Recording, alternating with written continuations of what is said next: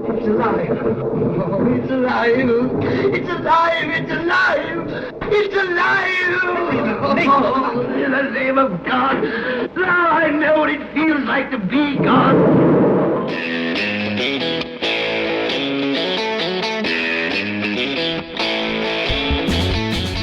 Hello, happy Halloween, and welcome once again to the Cine-Files, where each week we enter the world of a great film and we explore its themes, the history, the filmmaking, and the influence it has on us today. And this movie has a lot of influence, I will say. My name is Steve Morris. I'm a filmmaker and directing instructor in Los Angeles, California. Hello, everyone. My name is the Outlaw John Roca. I am a writer, producer, host, and VO guy here in San Diego, California, and really excited for us to finally dive into this 1931 classic that has been on our minds for quite some time on the Cine-Files, and it just seems to have worked out finally this year for us to tackle it. So very excited. A 70-minute film, which is a rarity here in the Cine-Files, but one that I think we're going to have a lot to discuss and talk about here on the show.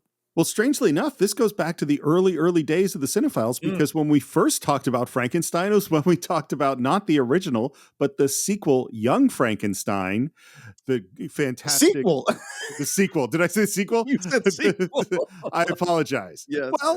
Well, I mean, it is young. Is it a prequel? No, it's young because it's his grandson. It is That's right, technically the grandson. So I'm going to stand by my statement. It is a sequel in a different genre, the great Mel Brooks and Gene Wilder movie.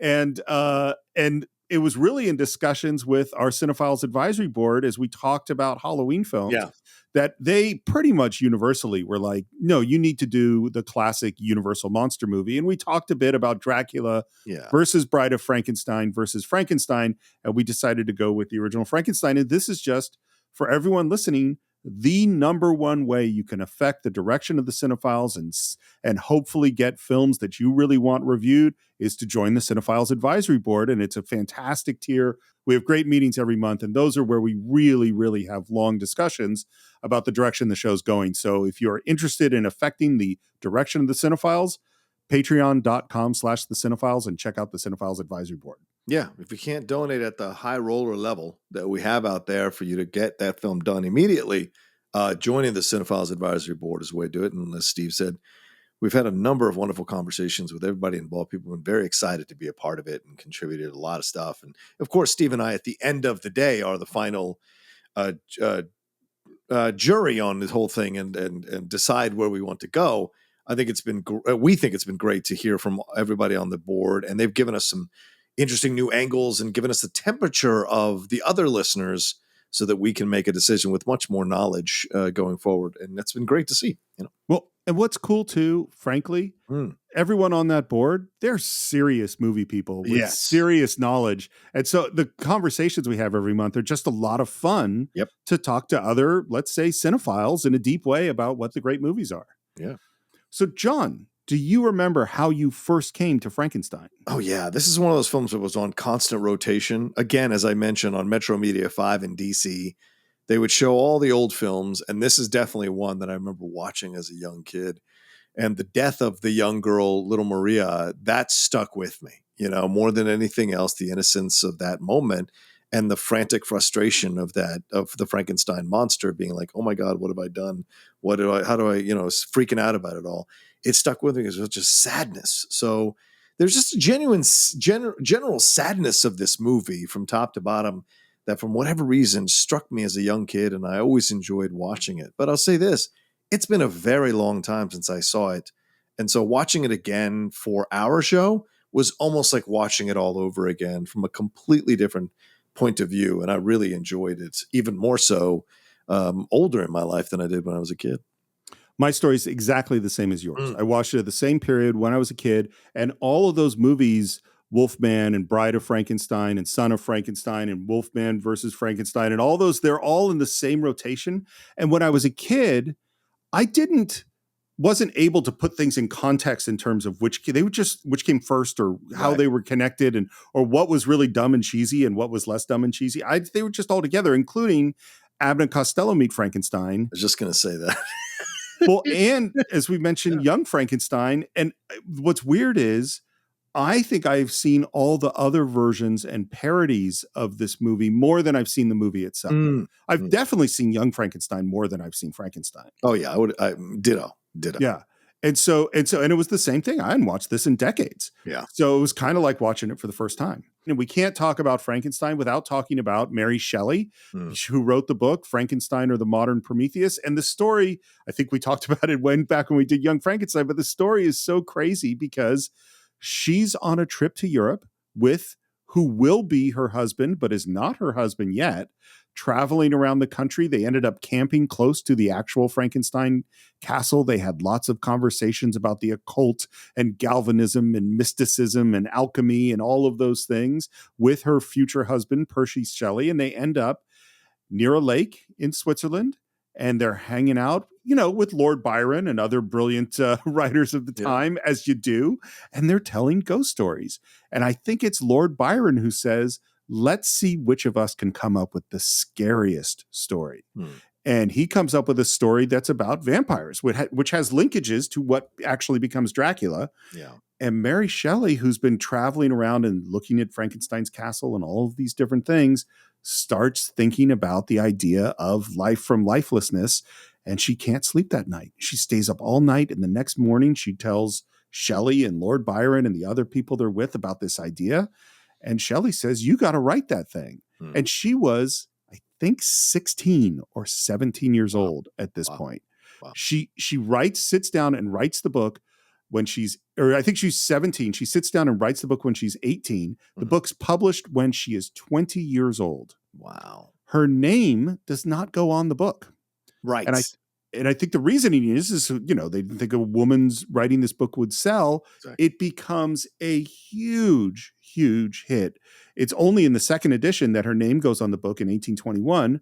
In 1831, she did a rewrite of it, which is the version we sort of have today.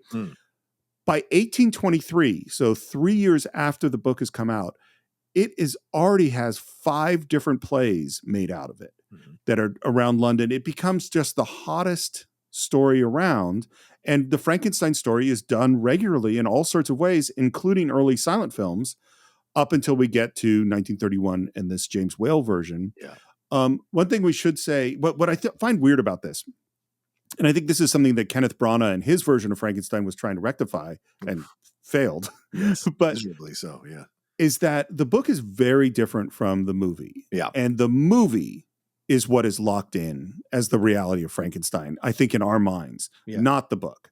The book is, the monster becomes well read, becomes extremely articulate, is absolutely totally brilliant, and all the betrayals that go back and forth in the book, that's not really what the movie is. The iconic version of the movie is from James Whale and Boris Karloff. Yeah, it's a much more simplified approach, still with symbolism, still with things we'll discuss here on the show, of course, obviously. But yeah, the book itself, which I enjoyed reading, and look, the Dracula book is fantastic as well. I think the Dracula book is better than the Frankenstein book. Fair enough. I finally read both of them. Yeah, fair enough. And I think the Frankenstein movie is better than the Dracula movie. Yes. In terms of, so I'm glad you agree with that. But the book itself, I think, Steve, you make an excellent point here.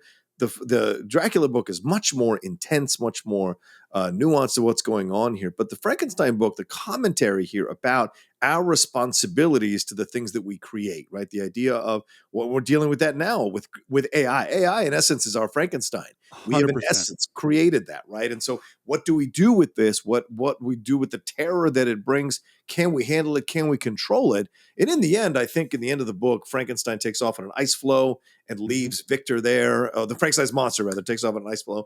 I don't know if he kills Victor or just leaves Victor there, if I remember correctly, but he takes off on his own, and we're just like, we don't know where he goes, right? And so, but this, obviously, the film ends completely differently. It's done as a monster movie. This was Universal's approach. So I guarantee they were like, we don't want to get into philosophical discussions about creator and creation and all this kind of stuff. Let's just get to the basic thing of this, which is a scary creature that you've created. You put the wrong brain in there, the abnormal brain, and it goes and destroys and kills and murders.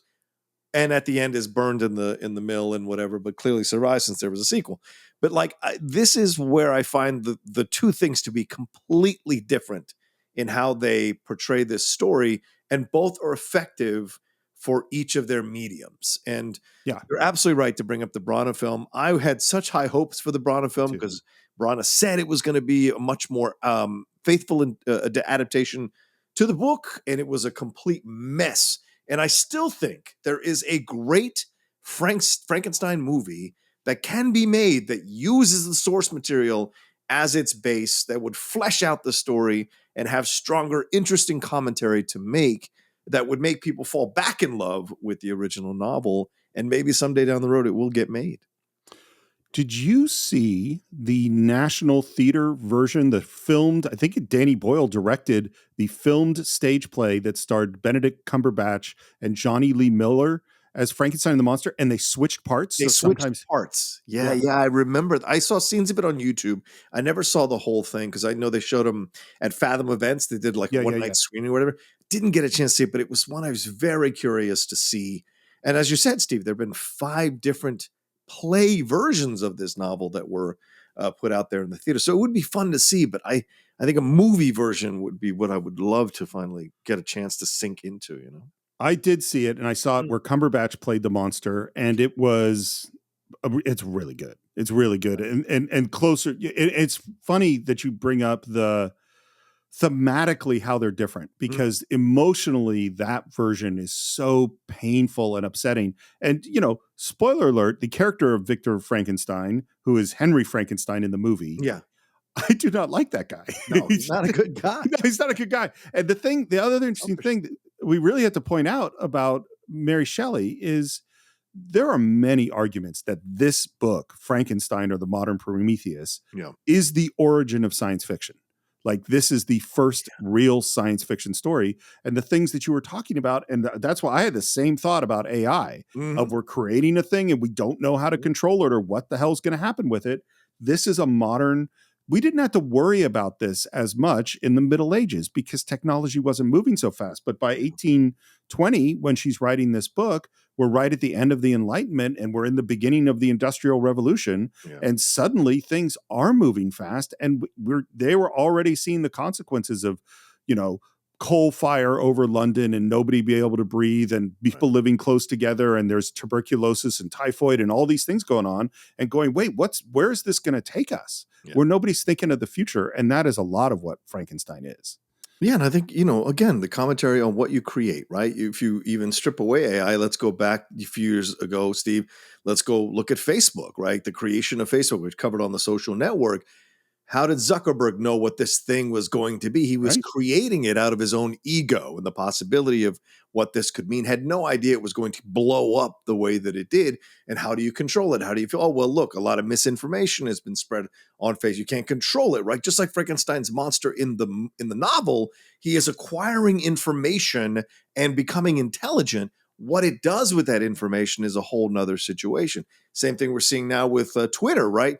Elon Musk has come in and taken it over and turned it into its own thing after initially it was one thing. It has now become something else because it has been influenced by something else. So you see these creations getting changed and depending on what they've been exposed to. And I think Frankenstein, in a way, the monster in the book is the monster, I use that term loosely, is reflective of what we're seeing even now today in smaller formats and in larger formats when we're talking AI versus Twitter and Facebook. Well, and I would say like maybe a little bit of care when Mark Zuckerberg is starting to expand Facebook or in Twitter or in this moment with AI, and a little bit of care with the creature, might have stopped things from going in the terrible direction. Very true. For me, I mean, it's a spoiler alert, but the monster in this movie is not the monster as far as I'm concerned. Right. The monsters are elsewhere. Anyway, let's say a little bit of pre-production. Yeah. So Universal Studios it wasn't MGM. It wasn't one of these other studios, Paramount and Warner Brothers. It was a smaller studio. It had a history of doing these monster movies with the great Lon Chaney, including Hunchback of Notre Dame and The Phantom of the Opera. The thing I never knew, so Carl Laemmle is the owner of Universal Studios. Right. I had no idea that he gave the studio as a gift to his son on his 21st birthday in 1929 and said, here you go, run this. Here's the studio. So, and 29, rough year for a lot of businesses. Oh, true. And the studio was losing money. They lost $2.2 million in 1930, the year after Carl Laemmle Jr. took over. Wow. So that's not looking good. And then he's like, I want to do Dracula.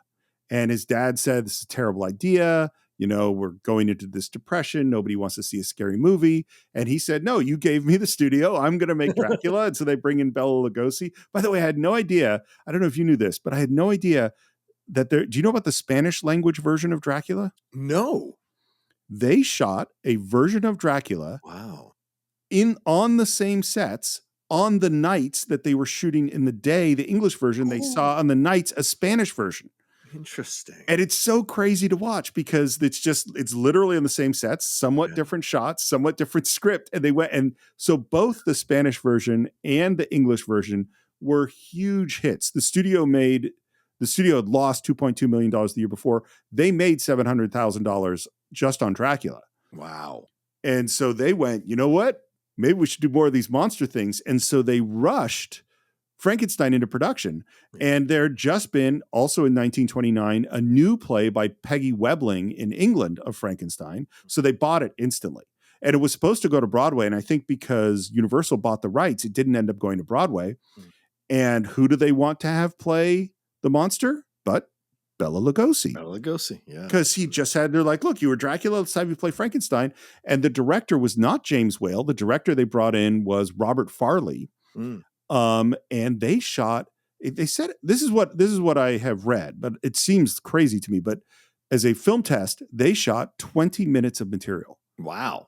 And we know the movie's 70 minutes, so that's a lot to shoot with Bela Lugosi dressed up as the monster. The script was very different. The character was much less sympathetic. There was no dialogue, and the makeup was just terrible. You know, like very, very different, and you couldn't even see Bela Lugosi. And it sounds like he just went, "Fuck this! I'm a big star. I'm not going to not speak in this terrible makeup in this movie. That I'm not doing it." That's what, from what I've read in the past, that's exactly what it was. That in the end, Lugosi was like, "Wait, I'm not going to speak at all in this thing. Then forget it." And the makeup and all, it was just too much for him. And it would have been interesting because, you know, coming off of Dracula to go into a non-speaking role like this, maybe he felt it was a step backwards. And as we saw in the movie Ed Wood, which is of course a little bit of a loose interpretation of who Bela Lugosi actually was, he had a very healthy image of himself, shall we say. And so he wanted to kind of expand as an actor. Never really did, to be honest with you, but certainly felt he should have. And that was a thing that he carried with him for the rest of his life, you know. It really is interesting that the difference. By the way, he wasn't the only one. Karloff was a pretty cocky guy as well. Sorry, go ahead. Yeah, but it's funny though, because that's what I say. It sounds like Karloff had a better sort of working actor attitude about some of this stuff than Lugosi did. Yeah, Lugosi was pretty grandiose. But anyway, that's it for Lugosi. Robert Florey is out as the director, and they bring in James Whale, who very recently had signed to Universal. He was born very poor, something he covered up later in his life. He was an officer in World War I. He was captured, was a POW for most of the war, became a successful theater director, became a Broadway director, and then he comes to Hollywood. And if you watch, you've seen Gods and Monsters? Yeah, the Ian McKellen, Brendan Fraser film, yeah. So that is about James Whale. And from what I've seen, he was, for the time, extremely open about his homosexuality for the time, which doesn't say that he was maybe out in the way we'd say today. Right. But in terms, it was, a completely open secret that he was living with his partner of many, many years, and people kind of understood that about him.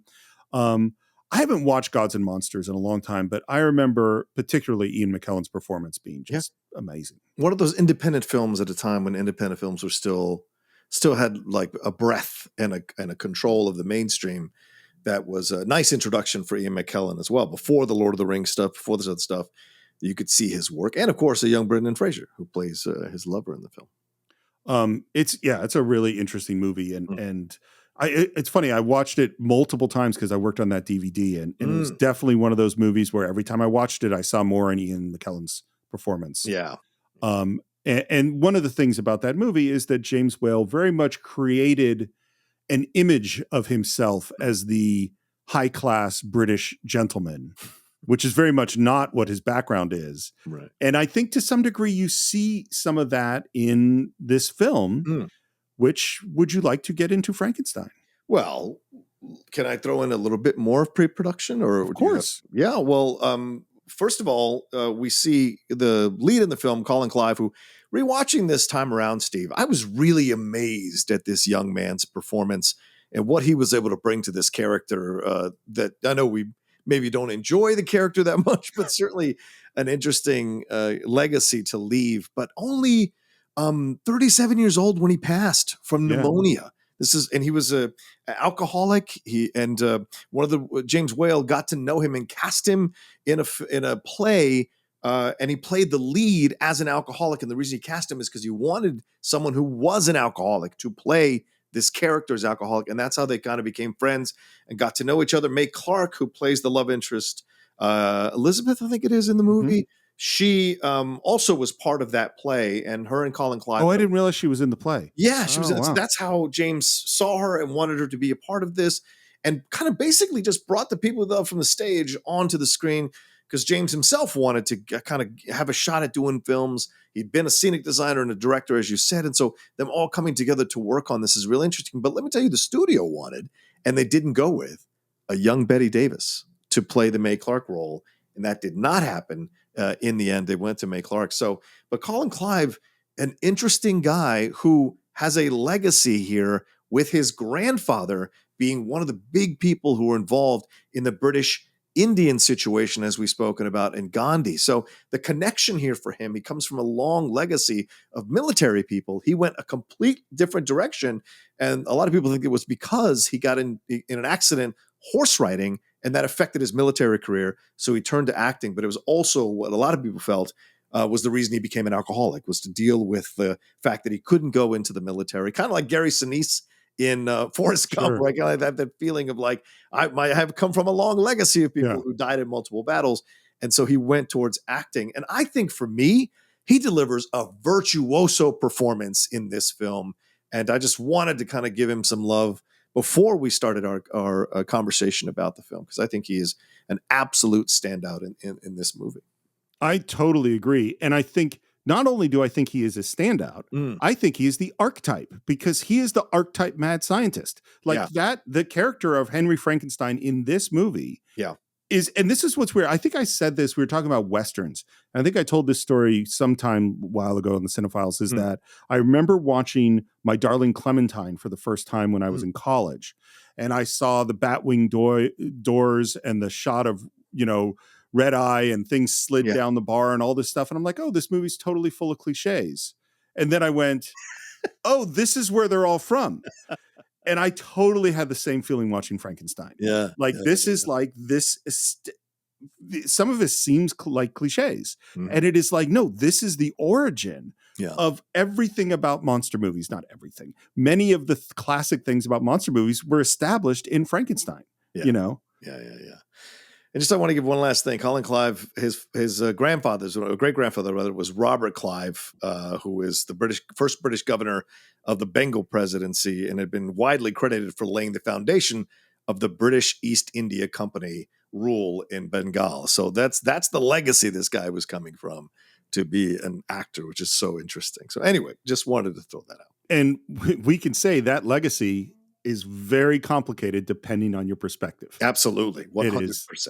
A full British hero bringing the British law and justice around the world, or an exploiter who stole a whole bunch of crap from some people. It's totally up to you how you interpret that. True. Yeah. Shall we enter the world of Frankenstein? Let's do it.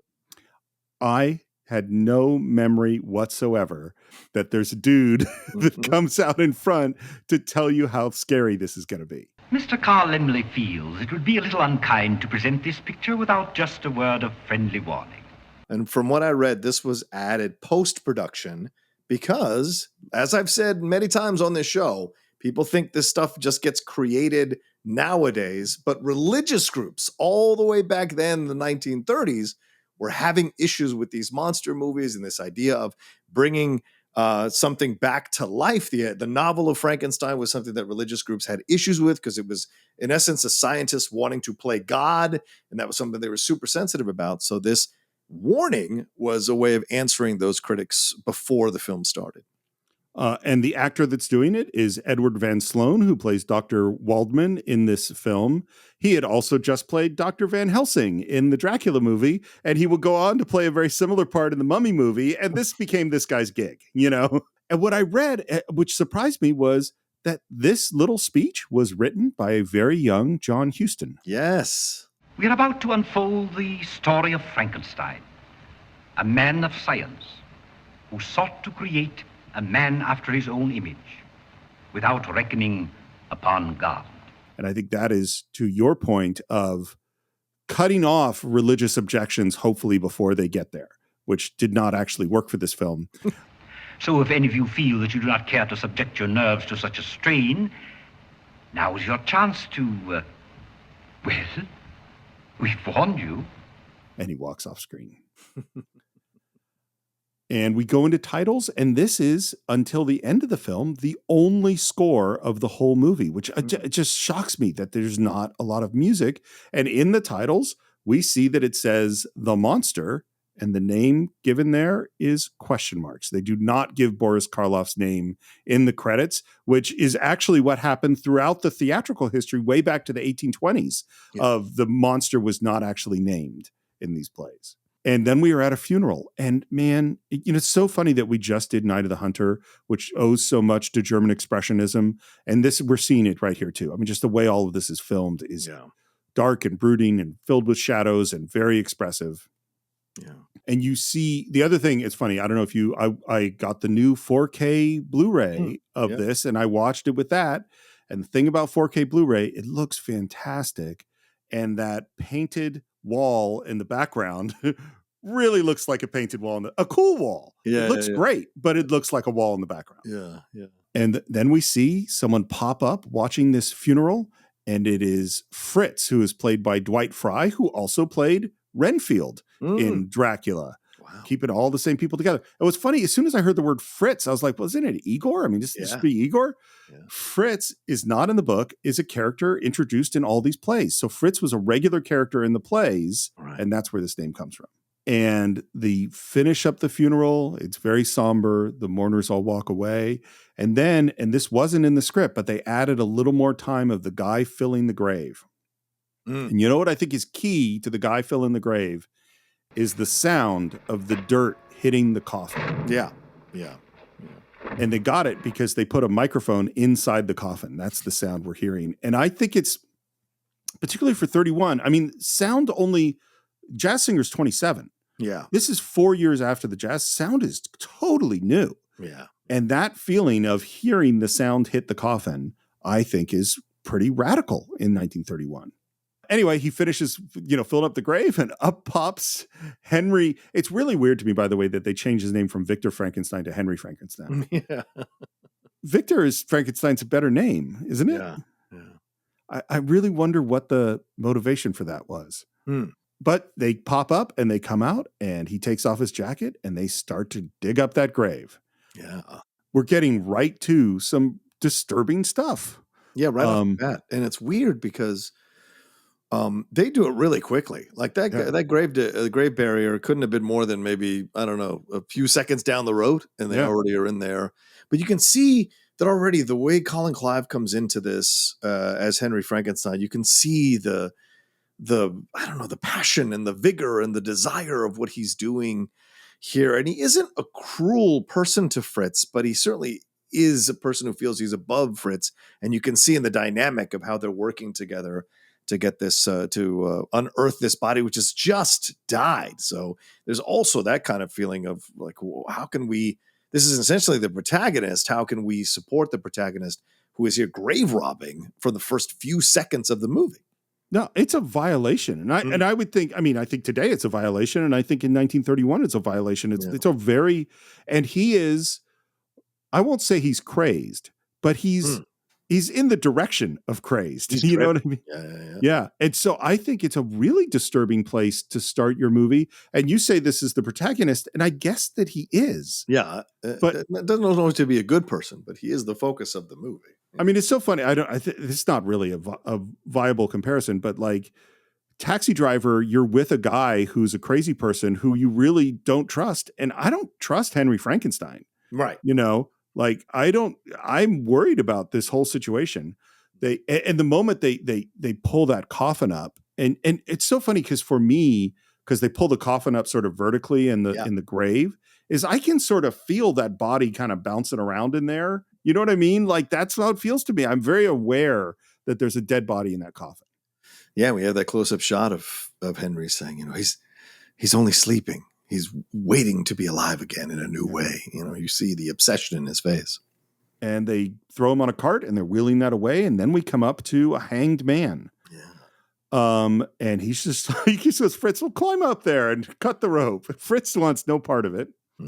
Climbs up, cuts the rope with a knife. The body falls. He examines it and says, the neck's broken.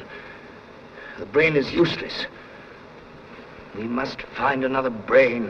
One of the things I find interesting about this movie, which is also something that you see in Young Frankenstein, 30 years later or 40 years later, is they're very vague about the time period.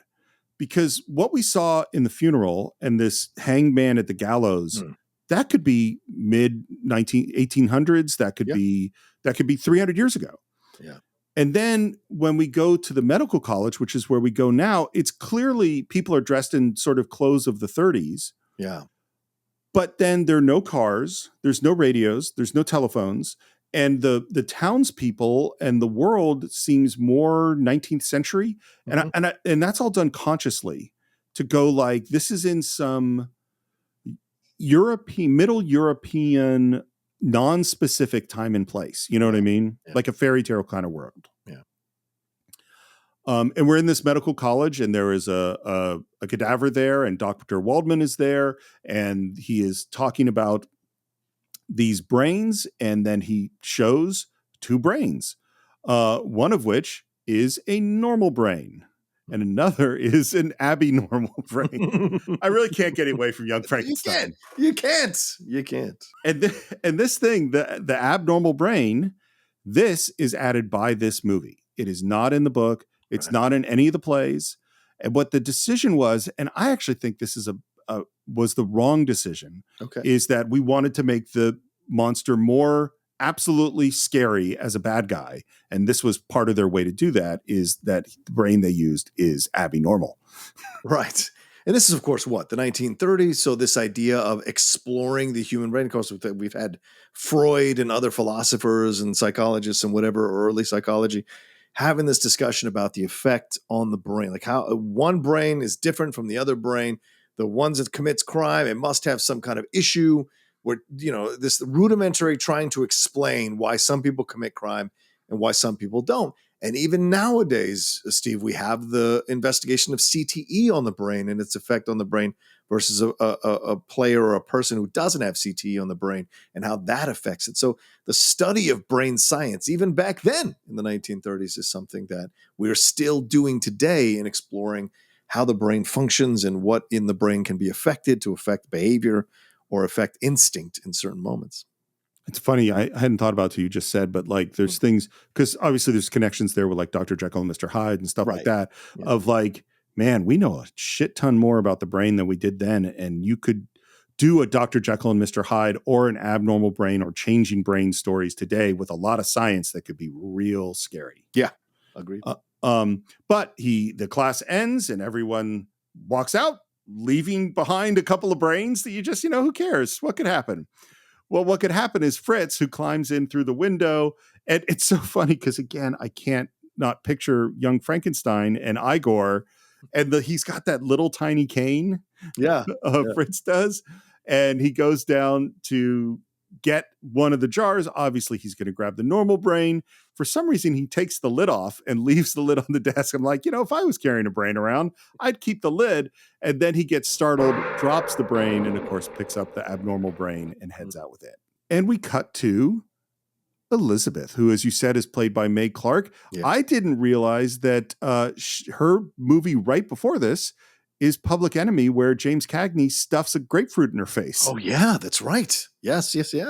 There's a knock on the door, and we have taken the name Victor away from Frankenstein, and for some reason given it to Victor Morris, my great uncle, I suppose, who's played by John Bowles. And John Bowles is like, He'd been acting all through silent films. He acted with Gloria Swanson. He's just, a regular working actor. He was, I think, Shirley Temple's dad and Curly Top, he's a guy who's been around a lot in this era. Right. And he comes in, and Elizabeth is worried about Henry because she just got a letter from him that sounds fairly crazed. You must have faith in me, Elizabeth. Wait. My work must come first, even before you. And I'm like, okay, that's not too crazy. And then she just reads the next line. At night, the winds howl in the mountains. There is no one here. Prying eyes can't peer into my secret. And I'm like, all right, this letter's getting a little crazier. I am living in an abandoned old watchtower close to the town of Goldstadt. Only my assistant is here to help me with my experiments. I gotta say, I find Mae Clarke's performance very flat. Wow, really? Yeah. Okay. You didn't strike you that way? No, I think the script is not great for the lines they give her to say. And look, no one was coming to see this film, they imagine, for Mae Clarke, right? But I think she does the best she can with the material she's been given. And there are weird pauses that I don't know if those are direction or if this is a theater actress on screen, acting for a newer film director who maybe doesn't understand how you can't be having these pauses in film that just kind of live there in between lines. So, maybe not the greatest performance, but I certainly didn't find her to be. We're going to get to the dad. He is the worst in all of this. But he's just in a different movie. I think he is completely a different movie. I think she's fine for what she's doing, but I can understand if it doesn't really work for a lot of people. Well, what I think is weird is that, we need to keep in mind is that the studios are cranking out 80 movies a year, the amount of movies they were putting out, and nobody is going, this is a prestige picture. You know what I mean? Right. They're going, this is a monster movie. Right.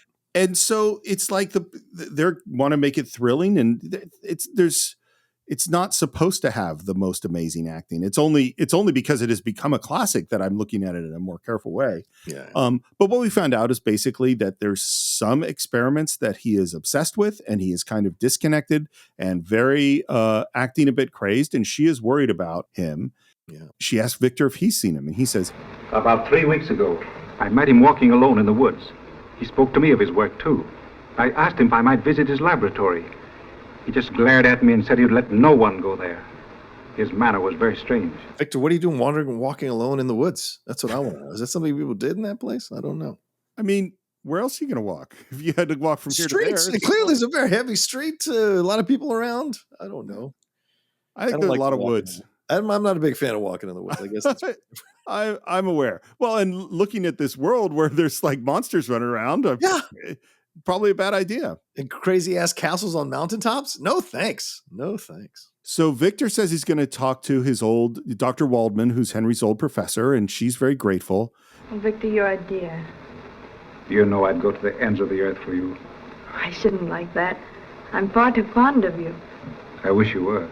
So what is this? What is going on here? Basically, Victor is in the friend zone and wants to get out of the friend zone, but she's too in love with Henry because Henry's actually an interesting dude with things going on. And as you said, Victor's like John Bowles, pretty much a standard actor doing his job in all these roles.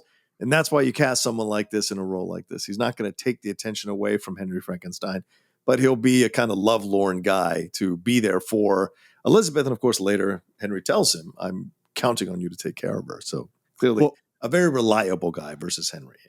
Yeah. It's funny because I think this is like a artifact of script changes that they didn't know were going to happen, which is that in the original version, Henry dies. Both the creature and Henry dies. So when he says, hey, I want you to take care of her, you know what I mean? That's where the movie is supposed to end up. It's supposed to end up with Victor and Elizabeth together, not Henry and Elizabeth. And so this establishment of his attraction to her in the original version of the movie is supposed to end up with them together. Right. Makes sense. Here it just feels really like, dude, I mean, this guy's engaged to your friend. What's up, man? Yeah. She's she's in a unstable position right now, worried about this dude that she loves. And you're going to try to weasel in there? Come on. Yeah. And so he's going to head off to see Dr. Waldman. And the last minute she goes, no, I'm going with you. and we end up with Dr. Waldman and all the sets are great. Yeah. Oh yeah. 100%. I think that is one of the most important things of this film is it just looks so great. And I think that's one of the gifts of James Whale, right? He was a scenic designer on stage. So he was like, I know exactly what I want to convey in the frame and what I want these things to look like. Well, you know, his researches in the field of chemical galvanism and electrobiology were far in advance of our theories here at the university. In fact, they had reached a most advanced stage. They were becoming dangerous. And what we hear is that he wanted a lot more bodies than they could provide him for his crazy experiments. Oh, the bodies of animals. Well, what are the lives of a few rabbits and dogs? Which, by the way, today I don't think that line would go over as well as it goes then. Victor, come on. But Dr. Waldman leans in and says, "You do not quite get what I mean. Herr Frankenstein was interested only in human life. First to destroy it, then recreate it. There you have his mad dream." He's putting on an accent. Yeah. He's from Minnesota. But I like the accent. It's not overdone. It's kind of just hanging on the edges as he's talking about this. So I really appreciated that. But this is also what I actually think works in this weird way. And it just occurred to me that they do the same thing in Willy Wonka and the Chocolate Factory with Gene Wilder, which is some people have British accents. Oh, yeah. Some people have German accents. Yeah. Some people have American accents. And we just kind of don't care. Exactly. And it's part of what puts this movie in sort of its own place, So basically where the scene ends is that they convince Dr. Waldman that we need to go see him. And again, Elizabeth is like, and I'm going with you. Yeah. Cut to the exterior shot of this tower with a crazy machine on the roof, and Fritz is up there, and we're going to head into the real Frankenstein stuff, which is into the lab. Yeah. And I love the use of vertical space, which you don't always see in movie sets like this. Movie sets are normally fairly horizontal because the sets are horizontal. And they went, no, this is a tower. And we can look way down in the lab up to the rooftop where Fritz is. And they're calling back and forth as he's setting up the connections. Yeah. And we're in this room of just crazy, crazy technology. There's sparky things and electric things and things that light up and things that flash. And all of this is built by a guy named Kenneth Strickfaden, who just was obsessed with this stuff. Universal paid him $10,000 to rent all this equipment. Wow. Which is a lot of money back then. Yeah. And what we found out years ago when we did Young Frankenstein is when Mel Brooks is going, well, we need to get a bunch of equipment that looks like the stuff from the original Frankenstein. Kenneth Strickfaden was still alive and had all this junk in his garage. And so the stuff that is in Young Frankenstein is the same stuff that's in this set in 1931. That's awesome. That is awesome. And by the way, according to Strickfaden, one of those Tesla coils is a Tesla coil actually built by Nikola Tesla. Wow. Like one of the originals. Isn't that cool? That is cool. Yeah. And Frankenstein puts on a pair of headphones and he's listening to the storm outside and says, "The storm will be magnificent. All the electrical secrets of heaven. And this time we're ready. Hey, Fritz? Ready." And Fritz is freaked out because what he sees is this hand coming out from underneath the sheet where this body has been assembled. There's nothing to fear. Look. No blood, no decay. Just a few stitches. And look. And then he goes over and reveals part of the head. I will say one of the most iconic heads in film history, but the face is still wrapped up because we want to withhold the first time you're going to see the face of the creature. Think of it. The brain of a dead man, waiting to live again in a body I made with my own hands. With my own hands. You're right. Colin Clive is great. I mean, he's so good. Because his investment is so believable that as you're watching the movie, you're invested. And again, it isn't a caricature. It feels like this guy could be obsessed with this obsession. And I love that in his portrayal. Well, and I think what's weird about it is this becomes a caricature. Is that people are going to imitate this performance as the quote unquote mad scientist in Bugs Bunny and every single place you see a mad scientist. Right. they owe something to Colin Clive, including all the way down to like Despicable Me, like owes something of the mad scientist, I think all the way back to Colin Clive. Yeah.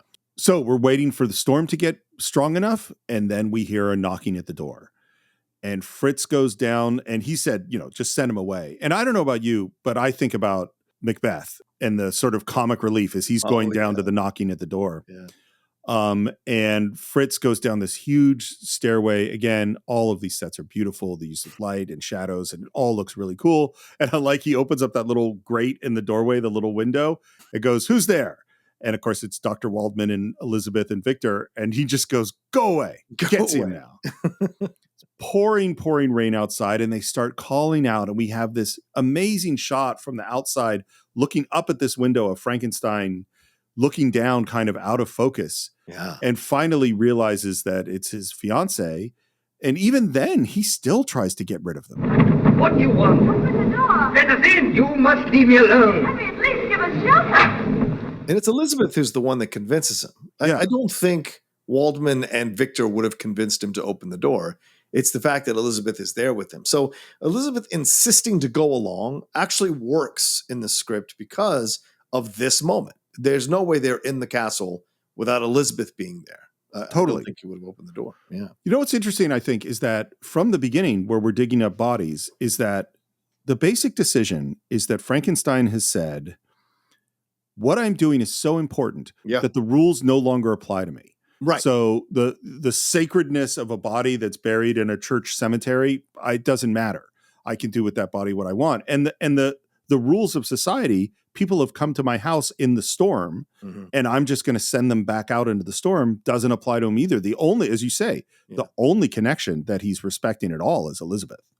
Yeah, and I think that's why it's an interesting film to watch through the commentary of someone who is obsessed with this and convinces them. And we've seen this through the history, right? People get obsessed with accomplishing something because in their minds, they've convinced themselves that breaking all the social norms, violating all these social rules are worth it because what I'm going to create or what I'm going to bring into the universe will be of benefit to everybody, even though it is my ego that's driving me more than anything else to make this happen. I've fooled myself that violating all these things are okay because it'll be the means, the ends justifying the means, It's so funny because this is the conversation we had just recently on The Nation about Sam Bankman-Fried and whether or not, and I see him more as what you just described. You see him less in that way, but the basic idea of my ego, whatever I think is so important that I can violate whatever rules are necessary in order to achieve that goal.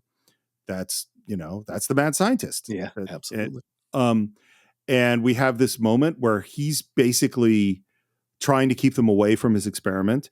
And I just want to point out, like, the lines here are full cliche lines that if a student of mine wrote these lines, I would tell them they can't have them in the movie.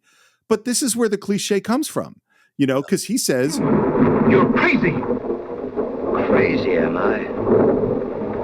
We'll see whether I'm crazy or not. in this crazed way. But he does invite them upstairs to the lab, and they all come in, and he locks them all in. Yeah. Forgive me, but I'm forced to take unusual precautions. Sit down, please. And they don't sit. And then he very forcefully says, "Sit down."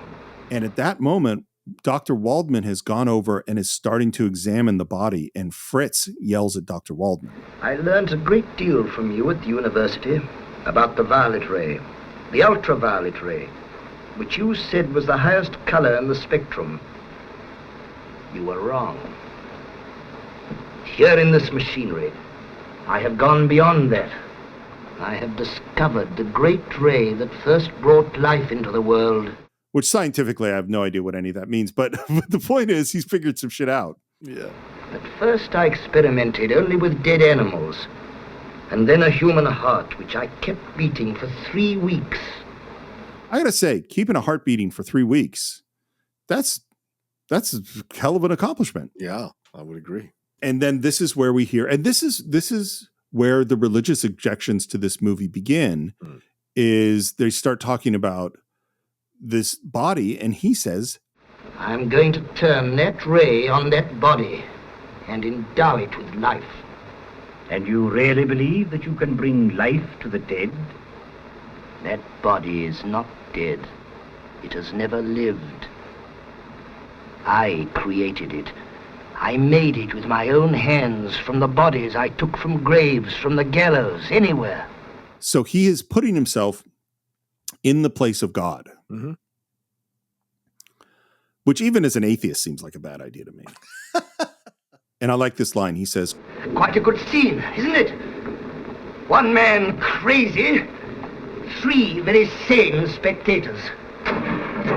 Poor Fritz, left out of the conversation. That's a great point. Look, Fritz is a dick. To be real clear, Fritz is not a good...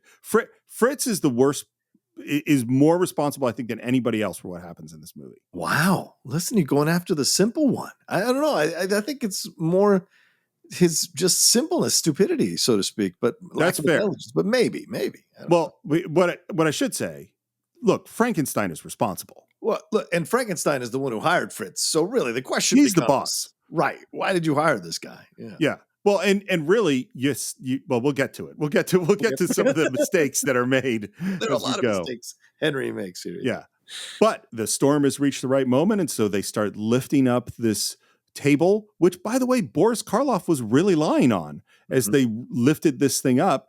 And which I love. I love the whole concept of what, and all of this is the movie. This isn't from the plays. This isn't from the books. Yeah. This is all designed for the movie. I love the way it works. They lift the table all the way up to this skylight, up into this storm where lights and sparks. And what they had was huge arc lights flashing. Those are the super powerful lights. And then they also had, sparks and, all these things going off up there to make it super chaotic.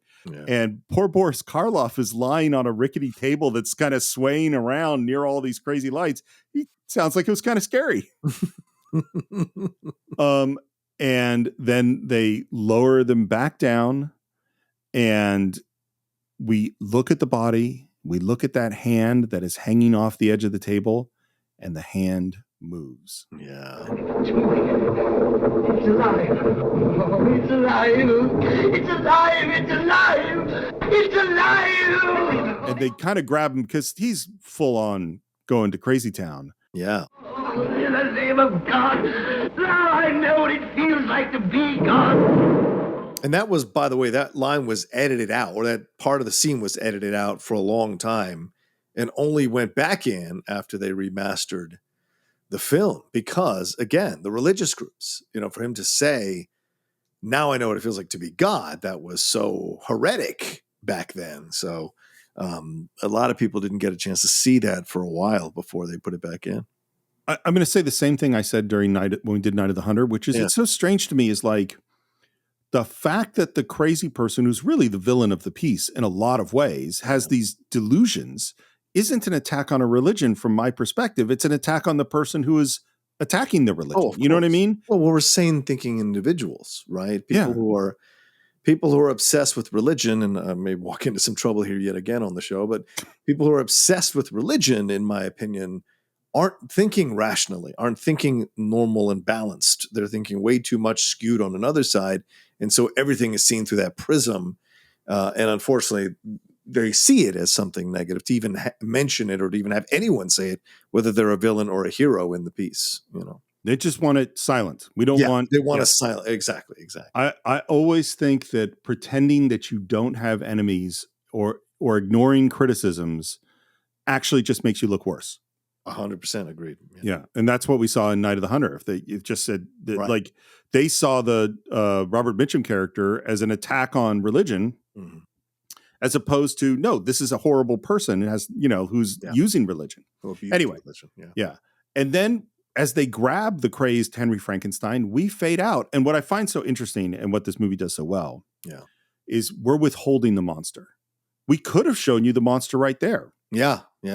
We know that he's alive, but we don't want you to see him yet. And this is I think this is the gamble of the movie that pays off, because when we get to the monster, everything changes. Yep. To me. But now we're going to cut to your favorite character, Baron von Frankenstein. Oh my God. Who's Frederick Carr. This guy, by the way, it's like consistent acting his whole life, 50, 60 years of just never stops working. theater, movies, everything. Someone explain to me why or how, but yeah, okay. I can totally see him. I'm sure you've been to like regional theater where there's the guy who's acted at that regional theater forever and everyone in the audience loves him and it's him again. I could totally see him being that guy. I just think of Soap Dish. I'm not going back to dinner theater because you hacking up in the middle of Willie Loman's speech. So yeah, he's in his totally own movie. Yeah, he really is. And I understood why they were doing this, just a little bit of levity in this kind of serious thing. But also what's interesting watching now in 2023, and I don't know if people were talking about it back then when they were looking at the film, but it's also the idea of a son who is clearly not in the same mentality as his father. And as we see later on when his father is brought up, Henry is very clear that his father never believed in anybody. So this is almost what drives Henry's obsession within himself to prove himself is he had an indifferent father who never supported or trusted or believed in what he was trying to do as a scientist or what was driving him as a scientist to discover the origin of life. And so when we see this comical dad here acting the fool and is more obsessed about the wedding and is denigrating all the things his son does and is even flat out accusing his son of cheating on his beautiful wife-to-be, his fiancée, it just turns him into a bit of a buffoonish character. And I don't see the logic. Like, I understand why, but I don't see the logic in the end with the performance of why you'd have that. It would have been much more powerful to have a stronger, indifferent, almost violent father at this situation instead of a buffoonish oaf. I think the scenes are really weird. I don't find them bad. Like, it's not that I find them not enjoyable, but it's a weird departure. And I'm going to make the most bizarre comparison. But this is what popped in my mind thinking about the character of Baron von Frankenstein. Is he kind of reminds me of James Earl Jones as the King of Wakanda in the sense that he just kind of enjoys being Baron von Frankenstein. And that's all you need to be. Like, why is my son going off and wanting to do these other things? Why doesn't he just enjoy the wipers and just, have fun being Baron von Frankenstein and get married and have kids and do all you got a great deal here. What's the deal? What's the problem? Wipers? Yeah, exactly. Yeah, that's a good question. Why does he go messing around an old ruined windmill when he has a decent house, a bath, good food and drink, and a darn pretty girl to come back to? Will you tell me that?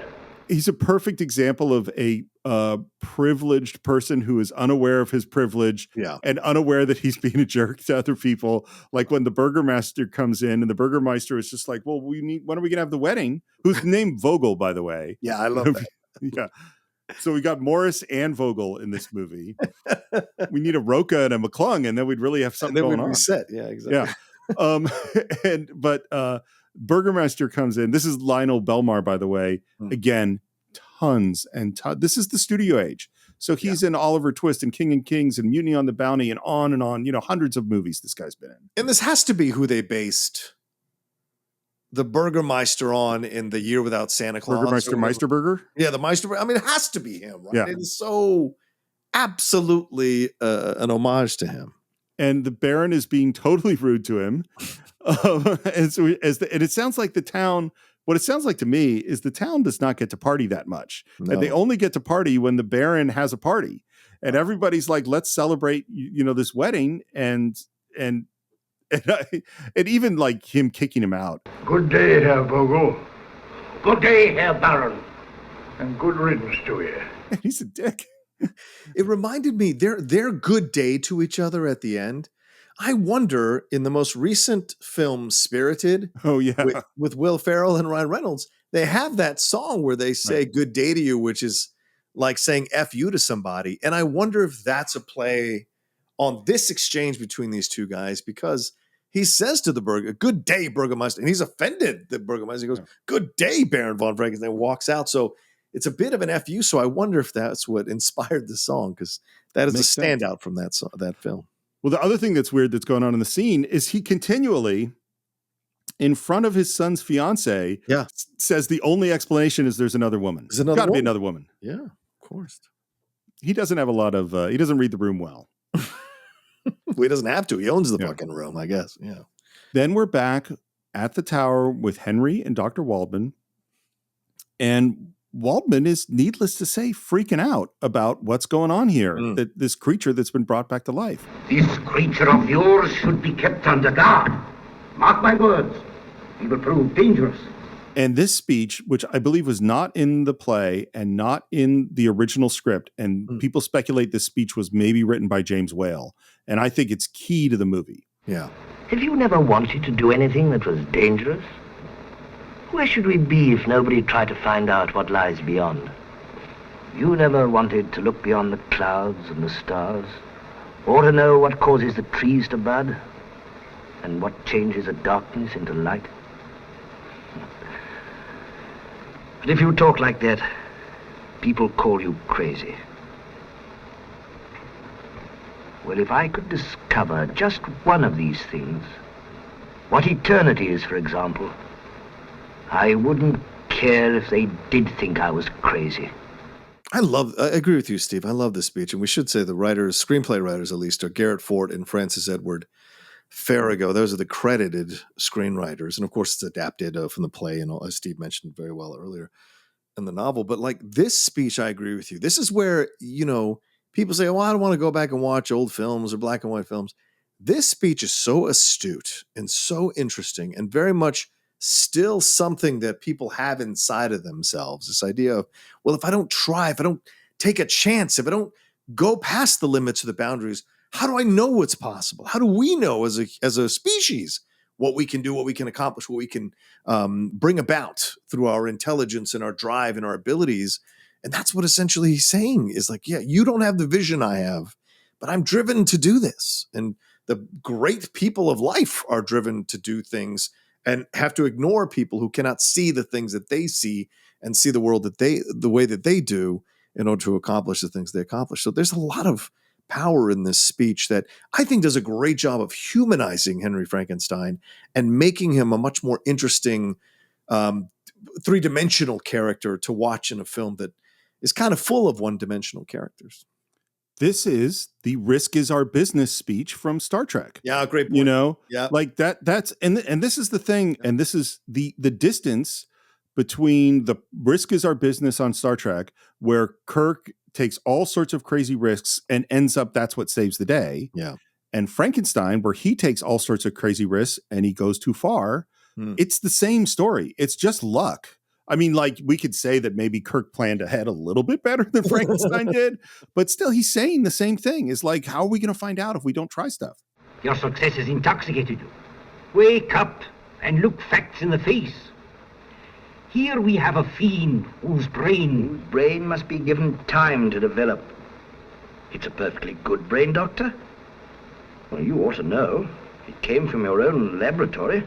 Because apparently Fritz did not tell Frankenstein that he grabbed the abnormal brain. Because he's like, no, this is a good brain. He's like, no, that was the criminal brain. Abby, normal? And then this goes to, again, the hubris and the ego. Because he stakes his reputation on it's a normal brain. Then the moment that he hears that it's the criminal brain, he goes, oh, it doesn't matter. Right. That's where the obsession is overriding the intelligence of the man. Only evil can come of it. Your health will be ruined if you persist in this madness. Anytime you have to say what Frankenstein is going to have to say, you should really question yourself, because he says, I'm astonishingly sane, Doctor. John, if I ever say that to you, it's like, dude, if you go, dude, you're crazy. And I go, John, I am astonishingly sane. Look, I think we've all been in fights where people say to us, you're out of your mind. I'm perfectly calm. I'm just like, do you want me to speak like this? Is this how you're going to understand me? And you're like, nope. That's the moment when you've gone over the edge. You don't know it because in the moment you feel like, no, I feel perfectly calm. I know exactly what I'm saying. But you know, on the outside, people are watching you go insane. So yeah. And Waldman continues to plead with him. It brings up Elizabeth and your father, and he goes, Elizabeth believes in me. My father never believes in anyone. See, and I think that's such, again, this is a deceptively deeper film than people give it credit for. Yes, you see the monster and all that, but there is a commentary here about a young man trying to find his way and prove himself and make his own mark in the world. I imagine his father does not come necessarily from wealth. I imagine his father built this wealth, created this wealth. And yes, he's a fudgety old man now, but certainly when he was younger, he strikes me as one of these people that like violated all kinds of rules and laws and ethics in order to achieve his wealth. And so he's perplexed why his son can't just enjoy the fruits of his labors, but he doesn't understand that he's created a son because genetically they are connected. He's perhaps created a son that has taken on his own instinctual impulses to make his own way in the world. So when he says this about his father, and it seems like a throwaway line, but I think it carries weight. There's a real understanding of Henry being driven by these outside factors because people have always saw him as different or weird or not normal, and his father has never believed in him. So there's so much that you can sense from how he's delivering these lines. And that, again, so much credit to Colin Clive for imbuing these lines with much more dimension than you might think initially. So while I interpret the father's backstory is very different from yours, for me, this is Baron von Frankenstein. His father was Baron von Frankenstein. His grandfather was Baron von Frankenstein. This is generations of wealth. Well, and because he talks about his grandmother who put away this wine, these jewels that have been. I think this is the idle upper class. This is the gentry. And that's not how Frankenstein identifies himself. He doesn't want to sit around and be, he wants to be someone who changes the world. Hey, and maybe, as I mentioned earlier at the beginning, maybe this is Colin Clive bringing some of his real world thing, coming from a history of military people that goes all the way back to the guy who started the stuff with India there as a Briton, him saying something in a way like, hey, never believed in me. They always saw me in a certain way, blah, blah, blah. I don't know. But certainly you can make parallel connections to his real life as he's gone in a different direction than the ancestors before him. I hadn't thought about that at all, but it totally makes sense. I mean, he's a guy who wasn't able to follow in the footsteps of the military life and probably does feel disrespected by the world, and his father's family. He's like, you became an actor? Right. Especially military people. Oh my God. Yeah. Yeah. So like, I think that makes a lot of sense. And it makes a lot of sense why James Whale cast him. And then he starts talking about the creature. I've got to experiment further. He's only a few days old, remember. So far, he's been kept in complete darkness. Wait till I bring him into the light. So we're about to meet the creature, but before we get there, this line just shows how little fucking plan Frankenstein had after the point that he brought this creature to life. Yeah. He just didn't. I don't know if you've heard, there's some really crazy experiments, particularly psychological experiments in the 50s and 60s, in addition to like dosing people with LSD and all those things. Right. But there's psychological experiments where a guy basically isolated his own children from human interaction to see what happened to them. And of course, it fucked them all up. There's one where they raised these monkeys where the monkeys didn't interact with their mother. They just interacted with like a wire frame that looked like a monkey. And those monkeys became violent and horrible without any interaction. There was one where there's like, they put like some milk with the wire frame, or then they had a pillow, like a stuffed animal that looked like a monkey. And the monkeys would go and drink the milk from the wire frame, but then snuggle with the stuffed animal just to get any kind of affection at all. And they all became really violent and messed up because they didn't have the affection of a mother. Right. And that's, 20 years after this movie comes out, but I'm thinking about, so you brought this guy back to life and then you just stuck him in a dark room. Yeah.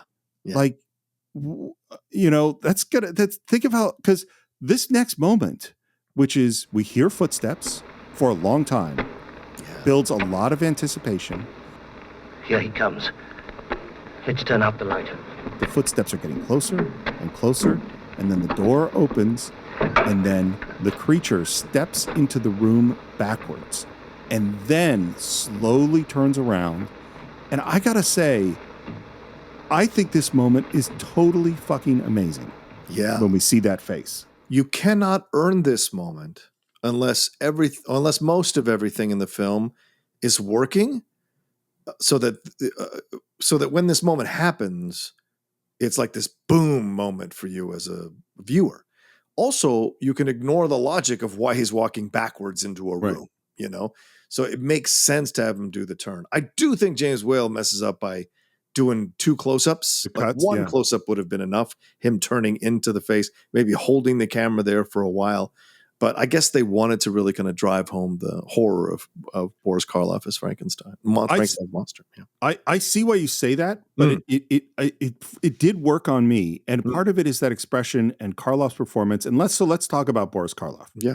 So Lugosi's out because he doesn't want to do this thing, and we're looking around for somebody. And it was a friend of James Whale that recommends Boris Karloff, who he sees at like the Universal Commissary.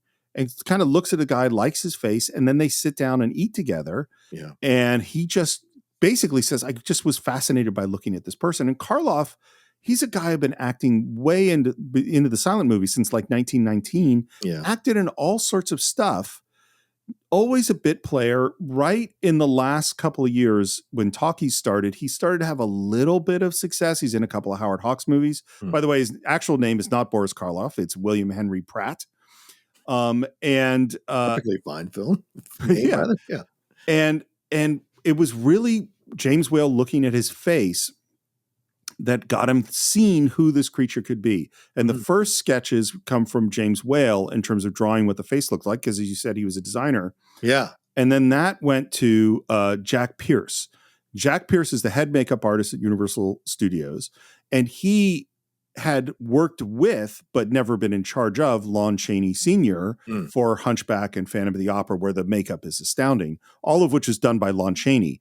And after Lon Chaney died, it really fell to Jack Pierce, and they worked for weeks doing the makeup on Boris Karloff and checking it with James Whale and making adjustments and checking it again and making adjustments until they finally came up with this look, which, I mean, are there more iconic makeup looks in the history of film? That's a great point. No. The whole design, the hair, the bolts, all of it had such a profound effect. And it still does, as you said, Steve, just now, how it still worked on you when you saw it. And I agree. It worked on me too when I saw it the first time watching it again. It's like, wow, this works so well, you know.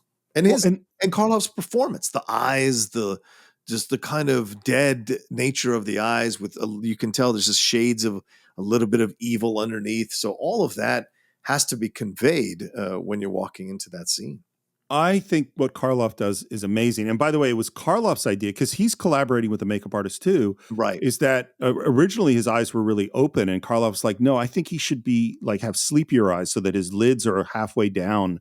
That gives him a little bit of a, he's just coming into existence look. Yeah.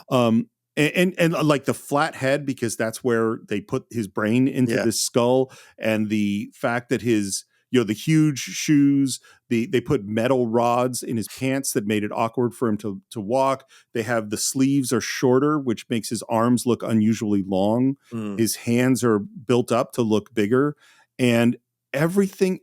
And this is why I go back to the abnormal brain, but like, everything in this moment makes me sympathetic with him. Yes. 100%. And that's why I think it is my sympathy for Frankenstein. Why you and I have both done it multiple times now, is that has become Frankenstein. Right. Whereas it's actually not named Frankenstein, it's the guy that made him. But we think of that when you picture that thing, that's Frankenstein. Yeah. Is that it is the sympathy for that character that is what makes this movie a great movie. To me. And I'll tell you what else is fascinating is the first person they looked at after Lugosi was John Carradine. Oh, really? I didn't know that. Yeah, and you can see why, right? You look at John Carradine and like Stagecoach and other things, like he's got that whole kind of hangdog expression. You could totally turn into a monster, but he felt he was too highly trained to play a role like that. So Boris got it. And look, things happen for a reason sometimes, man. And they get him to sit down, which he understands. And then they turn this wheel to open the skylight. And the moment that the light descends onto the creature, and he reaches his hands up to the light and walks forward, sort of bathed in the light, is amazing. This is the moment of the movie for me watching it this time around. Yes, the It's Alive moment is great, but this is the moment. And for me, I read this in a number of ways. This is a guy that's been brought back to life, right? So what do people say when they die? A lot of people say, I saw the light. The light brought me home. The light was where. So being yanked back, if you even believe in that kind of approach to things, to me, he's almost reaching to go back to the light, because look what I have been brought back into life to be. Look at this thing of myself. stitched together. Is this even fully my body? What is this all about? I didn't ask to be born, right? This kind of thing, or to be reborn, I guess. And so to me, it almost seems like he is reaching towards heaven, reaching towards God, reaching towards some light here to take him away from this situation. And as you said, Steve, since he's been kept in the dark, seeing light for the first time, maybe in his mind, who is still kind of processing the fact that he's been brought to life, is him maybe going back to the light, going back to where he was before. And so it was so profound to see his reaction to that moment. And I thought it was a wonderful job of Boris Karloff to act that scene the way he did in that moment as well. It's like classic silent movie acting. He doesn't have words. He's doing it all with gestures. And I feel the same way. There's a religious feeling about this moment. Yeah. Of him standing in the light. And while I interpret some of it a little differently, maybe, but emotionally it's the same, which is like, to me, it's like, there's a world, like I'm alive. I want to understand my place in it. What is happening to me? And it's like, you should look, if you're Frankenstein, at this creature in this moment and go, oh, he's experiencing something, like there's something important here. And he just closes off that light. And you're just so sad. Like, oh, I'm back in the dark. And, he's maybe even a little bit angry. And you could see he does this gesture with his hands of like, no, give me more. I need. Yeah. And they sit him back down. And then we hear Fritz. Frankenstein, where is it? And Fritz comes in with the torch, which immediately freaks the monster out. Quiet, you fool! By the way, originally this was just them lighting cigarettes and having matches. And they decided the torch was much more. And then Frankenstein says, get away with that torch. And Fritz doesn't leave. So I go like, well, it's a failure of the boss to get his underling to do what he said, like leave. Right. But then Fritz just keeps poking the creature with that torch. Yeah. And he's getting more and more freaked out until now he's panicking and we're in a fight and we knock him down and have to tie him up. Get him to the cellar. Shoot it. It's a monster. I think it's also interesting when you look at this, because I think this is one of the failures of the movie, is that is not laid out more concretely. Fritz's issue with the monster, right? Is it because he's jealous? Because now the monster has become this living obsession of the doctor, even though he helped the monster come to life. Does he now feel jealous, like a new child, like an old child, or like a sibling would feel to a new baby, right?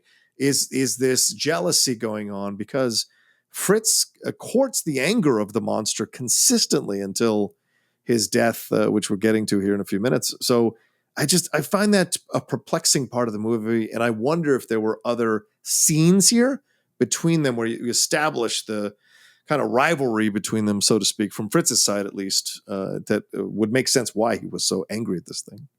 I wonder about all this too, because it doesn't quite all fit together. And I really feel like there were different, because, this is the studio system, and the idea to make this movie only comes the same year that the movie comes out. Right. Because of Dracula. Right. And so all of this is pretty rushed. And we have the one thing that Frankenstein initially was supposed to die at the end of the film, and Victor was supposed to end up with the girl, and that's not how that went. Yeah. The other thing that I think occurs is they added this idea of the abnormal brain to make the monster scarier. But then I think in this scene that we've just discussed, the power of the monster isn't that he's scary, although he is. The power of the monster is that he's sympathetic. Yeah. Is that we really feel for him. And because he's not acting like the villain with the abnormal brain brain that's super dangerous, then Fritz's behavior gets weirder. You know what I mean? Right, yeah.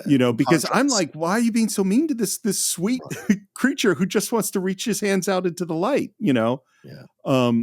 But needless to say, it's going to get worse because we're down in the cellar and Fritz comes in and has a whip and starts whipping the monster. Is chained. The monster is chained at this point. Is chained for no reason that we can see. And then Frankenstein comes in and tries to get him away. But then he doesn't actually make sure that Fritz leaves, and Fritz stays in there and, waves his torch and is continuing to torture the monster. Yeah. Fritz's involvement just kind of go upstairs and leave us down there, which is weird. And upstairs they hear a scream and then more screams, realizes that it's Fritz, and they run downstairs and Fritz is now hanging in the background. Mirroring, in a way, foreshadowing his desire to not cut down the hanged man he himself is hanged later in the movie. So I wonder, it's so odd that he doesn't want to go up and cut that dude down. So I wonder if that was a little bit of foreshadowing. I hadn't thought about it, but I think it's a really good point. And they barely get out, forcing the door closed on the creature. Yeah. And at this point, the creature is just pounding and screaming at the door. Come, pull yourselves together. What can we do? Kill it, as you would any savage animal. We must overpower him first. Get me a hypodermic needle. So Waldman is taking over. Yeah. It's murder. It's our only chance. In a few minutes, he'll be through that door. Come, quick. Which I actually think, based on the information that we have and how he's pounding on that door, that's probably true. You know what I mean? 100%. Like, they're in a desperate situation now. But look at what's happening in this moment, right? The doctor is saying, we have to kill this thing that you've created because we can't control it. And it's a wild animal. We need to shoot it down, right? So this is science saying to a scientist saying to another scientist, representing science, we must kill this thing that we do not understand. Kill it and get it out of the way. It's an embarrassment to us. It reflects terribly on us for having done this, and blah, blah, blah. And yes, Waldman wasn't participating in it, but certainly you would probably imagine he was, how would I say this? He didn't have an issue with Frankenstein's obsession with this stuff until he started asking for too many bodies. So he might have motivated him even more or encouraged him in his pursuits until the pursuits got a little bit too great for them. So I wonder about this moment when it's the impulse is to kill it rather than to try to control it, understand it, speak to it, whatever. And so it's a fascinating moment for me when I'm watching it. I totally agree. And it's so funny because emotionally, where I am in this story, in terms of all I've seen is this guy that wanted to reach to the light and didn't show any violence at all until he was being attacked and was scared and was tortured by Fritz. Right. And then he fought back, which seemed reasonable. And so I'm very against Waldman wanting to kill it. On the other hand, as we mentioned at the beginning of this conversation, we have AI, which a bunch of the creators of AI have issued a statement saying this is an existential threat that could destroy human world. Yes. Maybe we should slow down a bit. And we have and basically the world has said, nope, we're moving forward full speed ahead. Sorry, guys. And so I'm a little more on the Waldman kill it side, I think, in that circumstance. Yeah. But needless to say, Frankenstein goes up. He gets a very strong hypodermic with some poison or stuff in it. And it ends up that he has the plan is we're going to open up the door and the monster's going to go towards Frankenstein. And then I can put the hypo in the back. But Frankenstein is holding on to the one thing that scares the monster more than anything else, which is the torch, which is surprising to me as strategy. And it is genuinely scary when they open that door. Right. And the creature comes out. But the creature is analyzing the situation. So already it's advancing in terms of its ability to think. It doesn't just come walking out. It actually pauses, looking to its left and right, wondering where the danger will come from, which side of the door or the walls, rather, that the danger is going to come from. And eventually he does get tricked as they planned and gets the needle and almost kills Waldman. And then in the midst of all of this chaos, there is once again knocking at the door. And here comes Victor, who comes in and says that Elizabeth and your father are coming. And Frankenstein's going, you got to keep them out. We got a monster we just created and we just knocked him out. And Fritz is dead. Dead. We've got a lot of stuff going on. Now? They're here now? And so they're going to hide the monster. And outside again in his own film is Baron von Frankenstein, who's like banging on the door with his cane and like going, why the hell is he living in a place like this? What the heck is going on here? And finally, Waldman opens the door. I would advise you to take Henry away from here at once. Well, what do you suppose I'm here for? Pleasure? What? Nah. They go upstairs to find Henry. They open the door of the lab and there is Henry, sees Elizabeth and immediately faints. Yeah. Because, he almost was killed by the creature. He's been through a lot of stuff. And he's mumbling to himself as they carry him to the sofa. Oh, poor Fritz. Oh, my fault. There, Henry, you can't do any more now. You must come home until you get well again. You'll soon feel better when you get out of here. And we fade to black. It's Dr. Waldman now alone with the creature. And at this point, I'm going, is the creature alive? Are they dead? Like, what's exactly happening? And we quickly see that his eyes are moving a little bit. And what we see in his notes, Waldman has written that he's kept the creature subdued by multiple injections and he's about to form a dissection. We see those eyes fluttering as Waldman brings over his instruments and his scalpels. And I think we can feel pretty sure this ain't going to go well. Well, I'm confused about, he just said, kill it just a couple of minutes ago, and now he wants to dissect it. So is the science part of him taking over to want to dissect it? Or is this how he wants to kill this thing, which is very mafia style? Cut it. I think it's weird because either you inject him enough to kill him. Mm-hmm. He seems to be continually ejecting him enough to keep him down, but not kill him. Right. And so is he going to dissect him while the creature's still alive? I don't know. It's weird. It's weird. But as he moves forward, we see that big, giant Boris Karloff hand reach up from behind the doctor, grab him by the throat, and chokes him. Which, again, I think from the creature's point of view, I don't think this is evil, you know? Oh, no. Well, he doesn't know what the hell's going on. He can't communicate. Right. And we're looking at it from 2023 eyes, so we're much more sympathetic and understand these kind of situations and what's been created here. So, like, you're not saying that you're saying it's okay for all the killings that happen, but this is a simple creature that is still just kind of barely alive and figuring out what it can and can't do and its strength. Remember, Henry just said a few minutes ago, it's got the strength of 10 men. So it is certainly reacting to what it sees as danger and trying to eradicate the danger from destroying it. You know, he's about to cut him open, for God's sakes. I mean, what's his life been? He was held in the dark for a few days, shown the light for like 30 seconds. Then a guy was throwing a torch at him, then got chained up, whipped, torched, poisoned. Yeah, right. Yeah. And now a guy's standing next to him who's about to cut him open. Like, I think his responses have been relatively rational, you know? Yeah. And then the creature gets up and he leaves the tower. And then we cut to a beautiful pastoral scene with Elizabeth kneeling next to Henry, who is recovering, and he is going, "It's like heaven being with you again." Heaven wasn't so far away all the time, you know. And this is when Henry talks about how his obsession, basically. Yeah. Those horrible days and nights. I couldn't think of anything else. Henry, you're not to think of those things anymore. And now he decides, let's get married as soon as possible. Yeah. And they kiss, so I guess everything's going to be fine for them. It's a little while later, and Dad is opening up some cases of old jewelry and talking about the wedding. 30 years ago, I placed this on your mother's head, Henry. Today you will make me very happy by doing the same for Elizabeth. And I hope in 30 years' time, a youngster of yours will be carrying on the tradition. And he leads a toast with all the servants and everyone. Here's a health to a son of the house of Frankenstein. A son to the house of Frankenstein. And there's a cut to Henry in this moment he has a very unusual and contemplative expression on his face. And I wonder what you think the effect of hearing a son of the house of Frankenstein is having on Dr. Frankenstein at this moment. It's interesting because it almost feels, I don't know if I think his face is necessarily one of pride.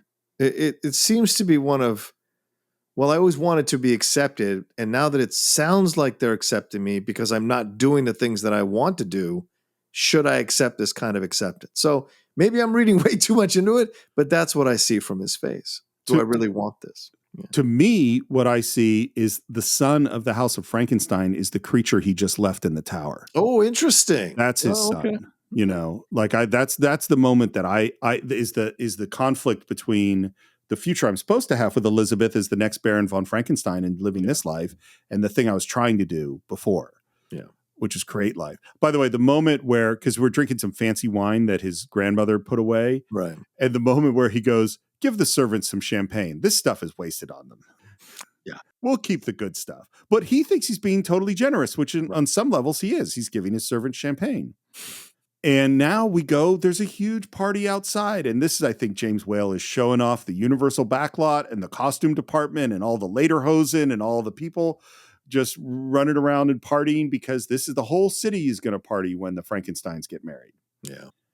And we see the monster moving through the woods, and we cut to a man who is cutting wood next to a lake. And I heard one commentary track said that this was shot at Sherwood Lake in the Santa Monica Mountains, which got its name Sherwood Lake because that is where Douglas Fairbanks shot his silent film version of Robin Hood. Mm-hmm. Was at Sherwood Lake. And then someone else has said it was at Malibu Lake, which is a different lake in the same mountains. And I don't know which one it's really at, but that is what I found out. And he says to this little girl to stay there and play with her cat because he has to go check his traps. And she wants him to stay and play. And he says he's too busy and walks away. And she goes towards the water, and out comes the creature. And this scene is an amazing scene. Yeah.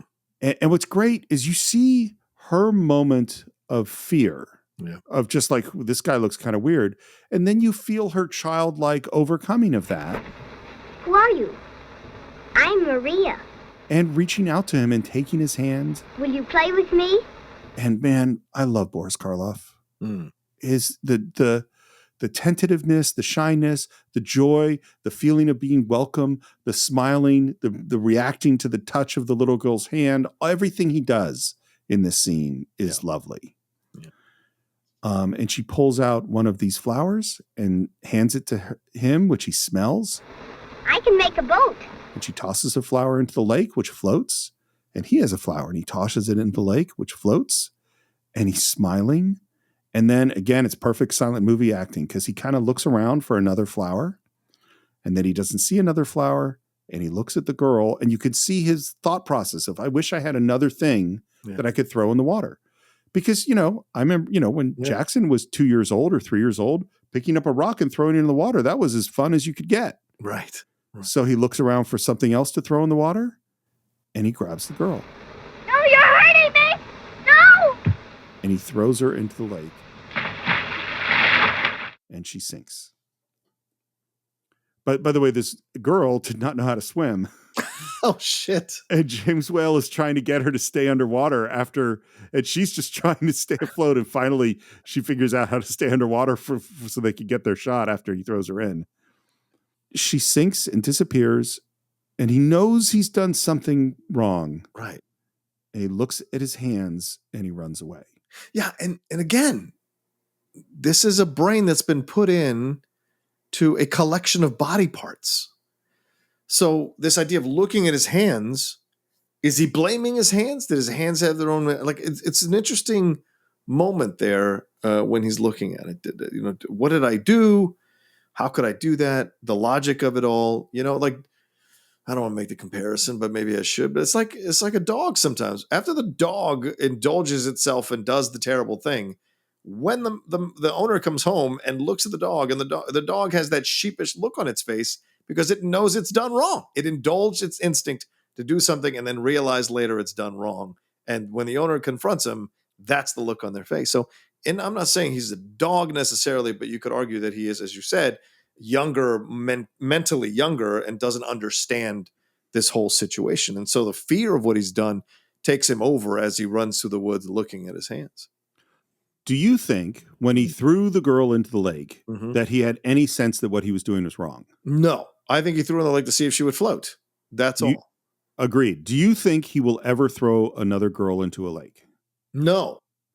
Agreed. I think he's learned the lesson from that moment. And unfortunately, it cost the life of this young girl. Yeah. This is why it wasn't, I believe, an innocent act. No, I mean, killing a girl is wrong. I think we could agree with that. Of course, 100%. Killing a child is wrong. Yeah. Period. Yeah. The Cine-Files is opposed to that. We're opposed to any kind of killing, yes.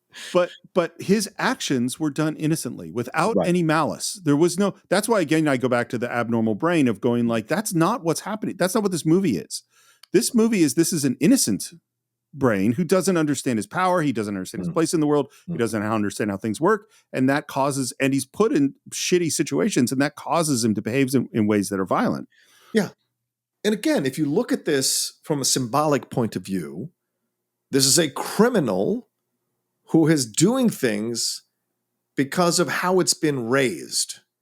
And it brought back to life, stuck in the dark, devoid of love, as you mentioned with the monkeys and all these other things, devoid of love, lashing out when it feels threatened because it has not been taught how to deal with these situations by his father, which is in essence Henry.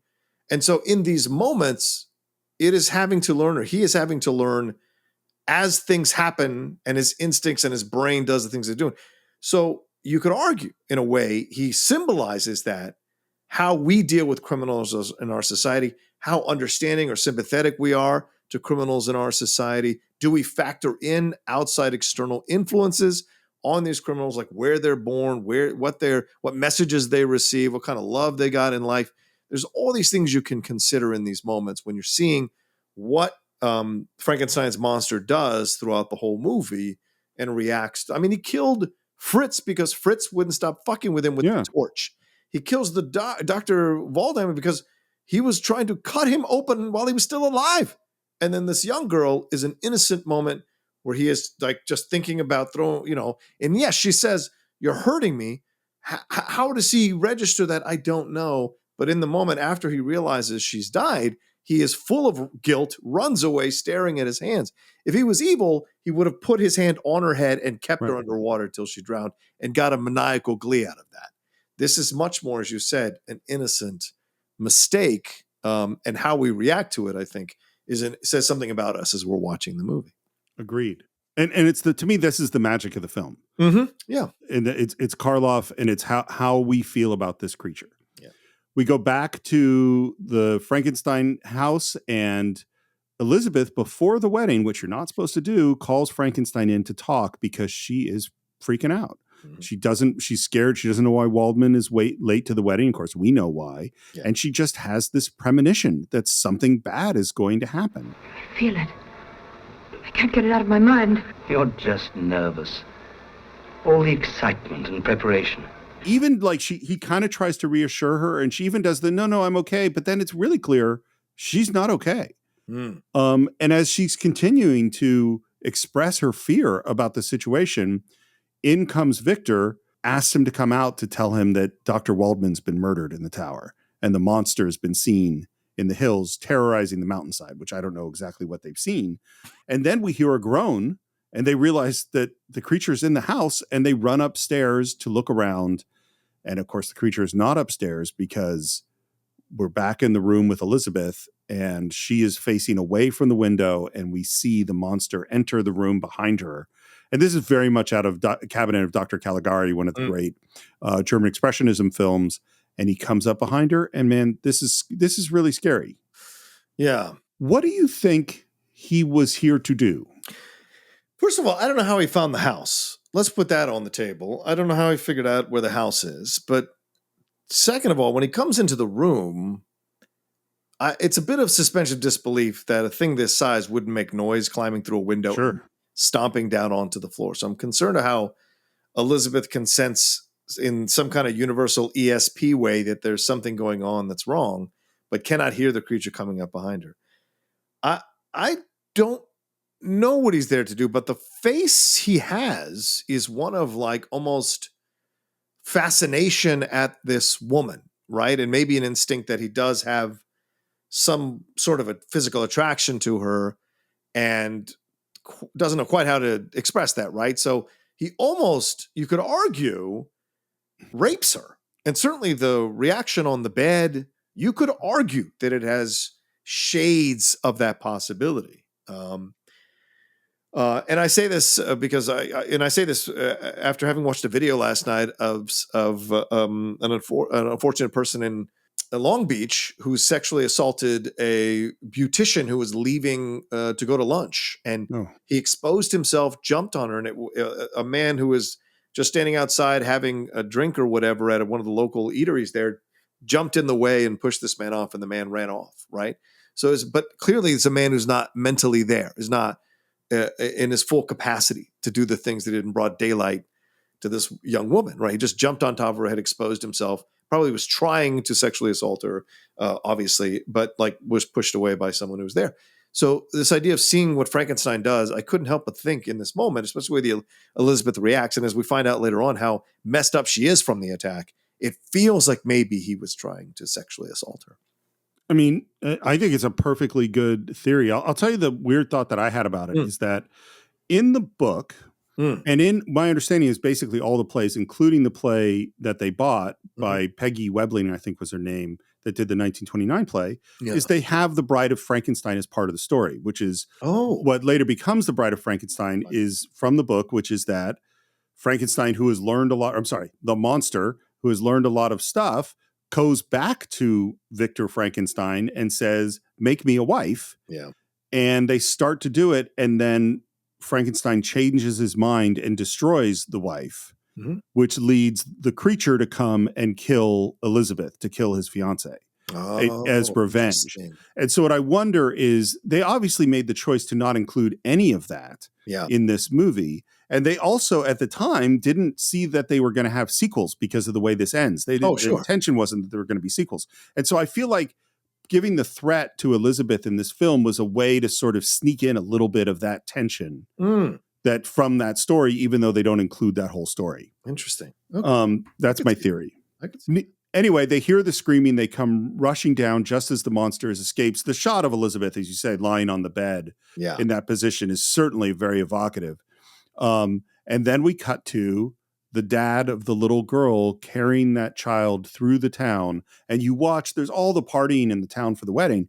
And each step that he takes as people see him carrying this dead body, you see the party die and the reaction to it. And by the way, this, because I used to teach it when I taught film school, is the way he's carrying that girl reminds me of the mom carrying the child in the Odessa Steppe sequence in Battleship Potemkin. She's carrying the dead child up the stairs. Yeah. It's the way that the kid is kind of hanging from his arms, the dead look on his face. It really, really looks like Eisenstein to me. Yeah.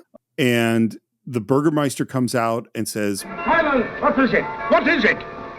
Maria, she's drowned. My poor man, why'd you bring her here to me? But she's been murdered. Yeah! Which I don't know how he knows that that's what happened. Yeah. But needless to say, we're about to have our crazy mob. Yeah. There can be no wedding while this horrible creation of mine is still alive. I made him with these hands, and with these hands I will destroy him. It's a perfect launch into the final act of our film, I think. Yeah. And then he says, and this is what we mentioned before, is he says to Victor, you stay here and look after Elizabeth. I leave her in your care, whatever happens. You understand? In your care. And this is, the setup for that movie going a real different way. Yeah. We're back with the Burgermeister who's giving his orders to the town, and everyone's got their torches. And again, this is a cliche that we would see in a ton of movies and cartoons and everything later on, but it's so well done here. Yeah. Of the and it's funny too, because Night of the Hunter also has the lynch mob at the end of the film going off. And I'm just wondering, as you watch the whole town come together to hunt down the creature, how are you feeling as an audience member? Well, of course. I mean, just like you understand why, but you also feel sympathy for the monster because it doesn't understand what it's doing, and it's been left alone by the creator, by his creator. He's been left alone to fend for himself by his creator. And now his creator, instead of owning up to the fact that they dropped the ball or failed their creation, his answer is to destroy it with the same hands that he created it. So I think there's a level of not wanting to take responsibility for what he has done here in this moment. And so seeing the town freak out, because the town is going to react like the creature reacted, right? You could argue that a lot of the times when you have a town that reacts in a way that they like this with a lynch mob, you can cut this out, or attacking a capital, they lose their minds and become obsessed with attacking the thing that they have convinced themselves is a danger to who they are, right? And so they, in a way, become the creature. They don't become an intelligent, well thought out, analytical, rational creation. The mob becomes, in a way, the Frankenstein creature. whatever it is, it must single-mindedly destroy it in order to satisfy itself. And so when you see this, I just feel like it's a tragedy more than a horror or anything else other than that. So I have three separate thoughts. One is something that I had mentioned. We just did a watch along for Room 237, which is available on Patreon if you want to check it out. And one of the things I brought up was this book that I'm listening to that is a Daniel Kahneman called Thinking Fast and Slow. And one of the things, which is a book about psychology and how your brain works, and one of the things that he brings up multiple times is the only information that you have, you see as the only information there is. Right. That's how humans respond. Yes. They don't go, I've learned this thing, but there's probably other stuff out there I don't know. Right. They go, I've learned this thing, and therefore that is the truth. All they know about the creature, or all they knew of January 6th, or whatever other conspiracy theory or thing, they are acting because that's true. Because they know that that's true. They know that this creature is an evil, monster that's attacking innocents. Yep. They're 100%. So their actions make perfect sense, but we know stuff that they don't. The second thought that I had was, as you were talking about the God that made him not caring for him, I suddenly went, oh, this is, we're in the 20th century. We're post-Nietzsche, post the ideas that God is dead. Yeah. God is the promise that I have made you in my image and I'm going to take care of you. And then God has been absent. And how do you feel about God, about the world? How do we behave in the world when the moral creator doesn't seem to be showing his face? Yeah. Yeah. This is, you got to figure it out on your own. And that's what the creature has been doing, not necessarily that successfully. And the third thought I have is more of a film thought, which is that the idea of the unstoppable monster who is slowly coming to get you is obviously in all sorts of horror movies. It's Michael Myers, it's Freddy Krueger, it's all those characters, right? The difference with Frankenstein is I don't feel bad for Michael Myers. Right. Yeah. I don't feel bad for the Mummy. I don't feel bad for, I do feel bad for the Wolfman, but in a different way. But like Frankenstein, I genuinely feel terrible as this mob is coming after him. The shots are beautiful. This is mostly shot in the back lot and shot on stages. A whole bunch of people with torches. It's beautiful shadows, beautiful lighting. And at one point we come across a guy who is unconscious, obviously stunned by the creature. I had no idea of this. Not Still killed. alive. Yep. Yeah. Well, because as the creature, other than the little girl who he didn't mean to kill, he hasn't hurt anybody who wasn't trying to hurt him. Right. Yeah. That unconscious guy or partially conscious guy is Francis Ford, John Ford's brother. That's awesome. Which is why John Ford came to Hollywood, because Francis Ford was working as a stuntman and a small bit actor. And that's why John Ford came, who later became one of the great directors of all time. And Francis is still doing gigs, and everybody splits up, and Frankenstein ends up going one way when the group that he's with goes the other way, and he ends up alone. And we see the creature is watching him and spots him alone. Again, really scary. And the moment when he rises up and the two face each other, monster versus man, creator versus created, it's another amazing film moment, I think. Yeah. Agreed. And they fight, and Frankenstein gets thrown down, and he gets up again and tries to fight back, because he had said that he had to kill this creature. He created him. Yep. He's courageously trying to fight back, and he is overpowered. And the creature grabs him and drags him up into the windmill, which was built on the back lot. And by the way, it's a full scale tower for the lower levels. Mm-hmm. And then the top is all foreshortened and matted in and models and things like that, using some film trickery. And Karloff carries Colin Clive up these stairs, which apparently messed his back up for the rest of his life. So I'm going to throw something out there, and I don't know how much of it is true, but I've read in a couple of spots that the director, James Whale, was a little jealous of how the monster was becoming the focus. And so he made Karloff carry Colin Clive's body multiple takes up the stairs. Clive apparently said, let's get a dummy. He can carry me. But James refused. So I don't know how much of that is true, but I've read it in a few locations. So, I mean, directors are jerks. I think they can be sometimes. Yes. And we get up to sort of the top room of the windmill where these cool giant gear, I don't know what you call them, that are turning with the wind. Yeah. And that creates this thing where between them as they're up there, it's a super, super cool set. All the townspeople are trying to find Frankenstein and realize that they're up there. Yeah. And I love the moment where Henry gets up and is crawling towards the creature. And then they end up separated by that, whatever that gear thing is. And we see their faces through it as they're circling around each other. It's all really great. Yeah. And then we fight and we're up outside on the top of the windmill.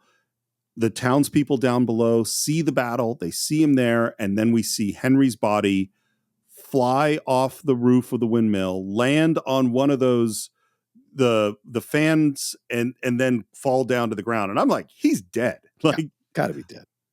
Which was the original intention, was that he was dead, but then they decided they wanted to keep him alive. So we see that he's still alive.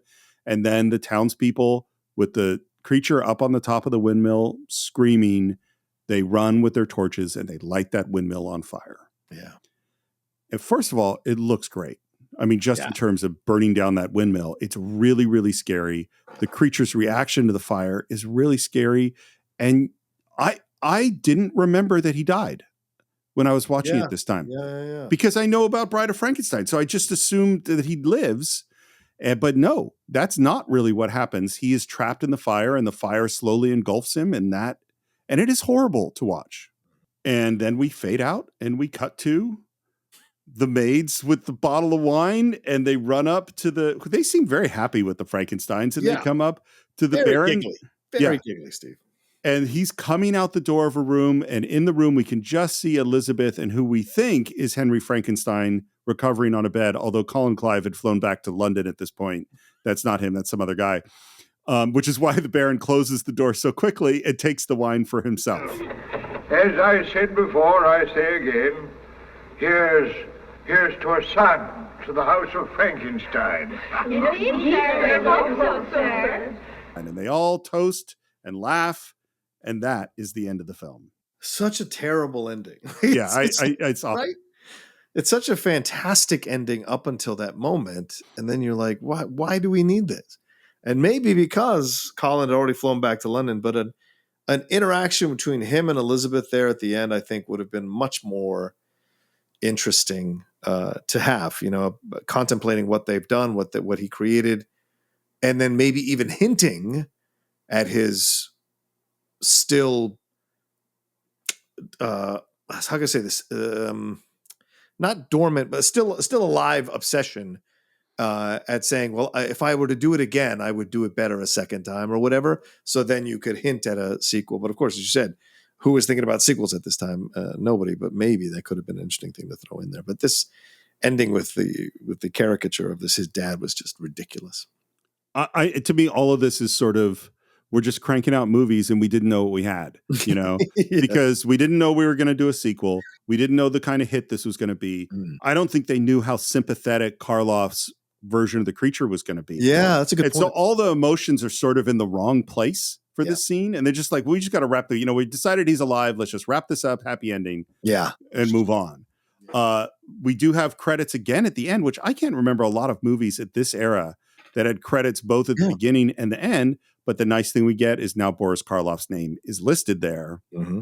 By the way, he wasn't even invited to the previews because it's a monster movie and he's just playing the monster. Right. They just didn't understand what was going on. They started to realize they might have a hit. They did a bunch of the stuff that we've heard for other horror movies, is they had ambulances parked in front of all the theaters where it played. They had warnings. They had nurses there in case people have heart attacks, all that stuff to build stuff up. The budget of this movie was $290,000. It was a huge hit, way bigger than Dracula. Dracula made $700,000. This made $1.4 million. By 1953, with all of the re-releases it had made $12 million. Wow. Which by today's standards doesn't sound like anything at all. But when Dracula made $700,000 and was a hit, and this made 1.4 and then 12 million over the next 20 years. Yeah. That is pretty damn amazing. And of course, Karloff becomes a huge star, and Universal suddenly goes, we're in the monster movie business. And it's so funny because they tried to launch their monster universe, was it 10 years ago now? Yeah. Oh, the Dark Universe. Dark Universe. Yeah.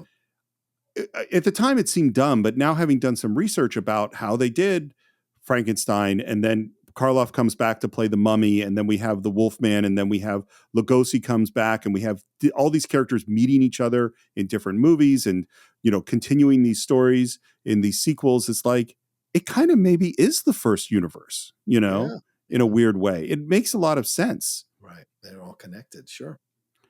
It sounds, by the way, as you mentioned, Colin Clive died at the age of 37 from pneumonia and alcoholism, which is so tragic. James Whale, his career just pretty much after 41, he didn't have much of a career. He made a few films during World War II, like for the Army, and then had multiple strokes in the 50s and committed suicide by drowning himself in the pool in 1957. And again, I would direct you to the Gods and Monsters film. It sounds like of all of them, Boris Karloff handled himself the best. Saved his money, stayed a working actor, didn't get too upset when his roles changed, ended up in TV, and just kept working along until he passed away. And that is everything that I have on Frankenstein. He bought a bunch of oil wells. Oh, yeah? And he became, no, I'm just joking. I was like, really? It's really smart. Yeah, people in those times, what do you do in those moments? What do you do when you can't do it anymore? That's why sometimes being the bit actors is a smart way to go, because you don't have the ego about it, and that can end up serving you in the long run, Yeah. Here are my final thoughts. Okay. Is that this movie, I think, in a weird way, it's bigger than itself. Because there are elements, as we said, the dad and the final scene, and where it's like the movie's not 100% works, and it's far from a perfect film, I would say.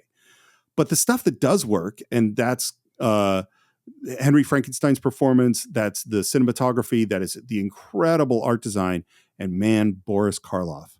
Like when he shows up, it is a Hollywood moment. It is a legendary moment, and it spawns. I think more than Dracula, more than Hunchback of Notre Dame, more than Phantom of the Opera. There's certainly been scary movies before this, but this movie and the character of Frankenstein establishes its own thing that is, like I said, I think it's bigger than the film itself. And I'm putting a big hunk of that just with Boris Karloff's performance for me. What do you think? I think for me overall, this is a film that was a absolute joy to revisit again and remember why me and you and so many people love classic films, because there's something really fantastic about understanding the joy and power of the story of these films and how they can bring them to life in ways even back in the 1930s. And setting it, as you said, Steve, earlier, somewhere around the 19th century, somewhere there, and making it all work and making it feel still somewhat relevant to what we're going through today, but also very much of its time. And that's what makes these things such great classic movies. This was so much fun. Steve, you said it so well. The things that work so well to leave an impression on you, to understand that James Whale was a damn good director, that Colin Clive was a fantastic actor, that Boris Karloff really brought this character to life in ways that were memorable and left a legacy that not only spawned sequels, but also spawned things like the Munsters and other things to come down the pike that were connected to this. And I like that all of that is a part of this film. And so the reason we're celebrating Halloween, well, one of the big reasons we celebrate Halloween, one of the big reasons we enjoy watching scary movies at Halloween are because of these original universal black and white scary movies that not only, as you say, may have been the birth of science fiction, but also the real birth of horror, taking the mantle over from the German Expressionism into something even more mainstream and on American shores here with something like Frankenstein and Dracula and Wolfman. But really, Frankenstein, to me, stands out as one of the jewels in the universal monster movie universe that was created back then and still endures now in 2023 to leave a lasting effect on you and I who are lovers of cinema. So that's my final thoughts. Thank God it was made. Thank God we enjoyed it.